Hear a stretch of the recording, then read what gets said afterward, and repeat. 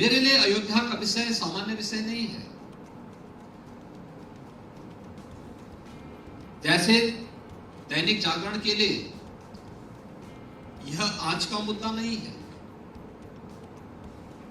अयोध्या के मुद्दे को लेकर के दैनिक जागरण पर हमले हुए थे।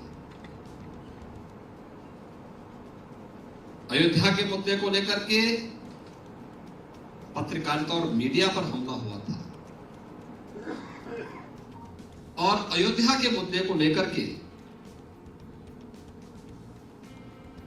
यह वैसे ही जैसे दैनिक जागरण के लिए नया मुद्दा नहीं है, वैसे ही मेरे लिए नया मुद्दा नहीं है। और मेरा सौभाग्य है कि जब प्रभु राम के उस विग्रह को उनके भव्य मंदिर में विराजमान होने की तिथि नजदीक आ रही है, तो हमारे लिए और भी भावनात्मक क्षण ये बन जाता है, क्योंकि मैं तीसरी पीढ़ी में हूं जो इस आंदोलन के साथ, इस अभियान के साथ प्रत्यक्ष रूप से जुड़ा हुआ है। स्वाभाविक रूप से हम पहले दिन से इस बारे में मानते थे।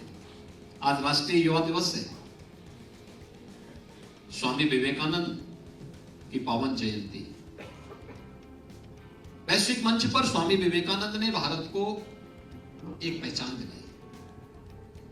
उस कालखंड में जब भारत में एक इस प्रकार की कुंठा निवास कर रही थी कि अब कुछ नहीं हो सकता, क्योंकि 1857 की प्रथम स्वतंत्र समर की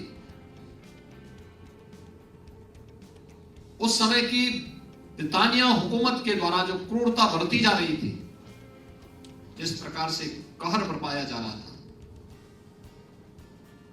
क्रांतिकारियों, और जहां से भी देश की आजादी के लिए आवाज उठी, उन पर जिस प्रकार के अत्याचार हो रहे थे, आम जनमानस के मन में बात आ गई थी कि गुलामी अब हमारी दास्तां इस सदैव के लिए बन चुकी है, हमारी नियति बन चुकी है।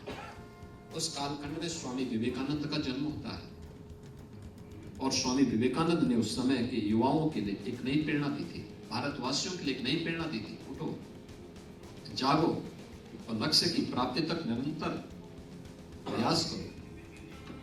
हम लोग भी इस बात को मानते हैं।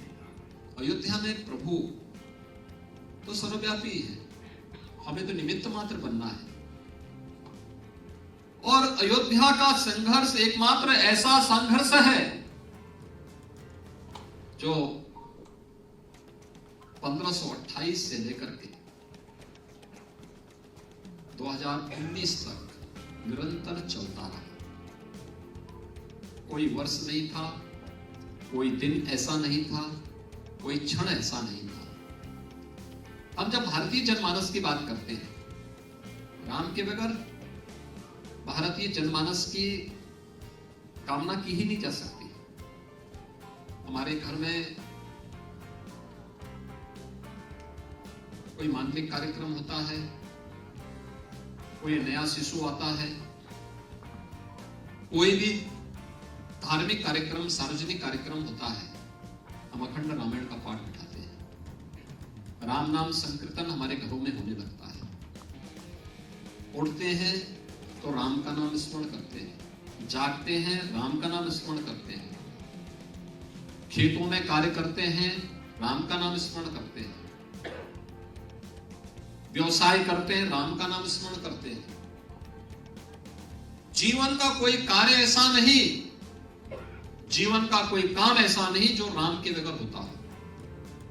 और यही नहीं, अंतिम यात्रा भी राम के ही नाम पर निकलती है। दुनिया के अंदर कहीं नहीं होता है, ये केवल भारत के अंदर हुआ है। तो राम जहां पर श्वास श्वास में बसे हो,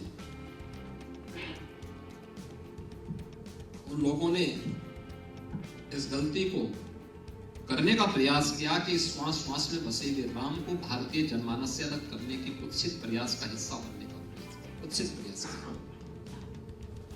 आज राम मंदिर का ये स्वरूप दुनिया के अंदर तभी कुछ भी उस मानवता के लिए एक नया राह है, एक नया रास्ता है।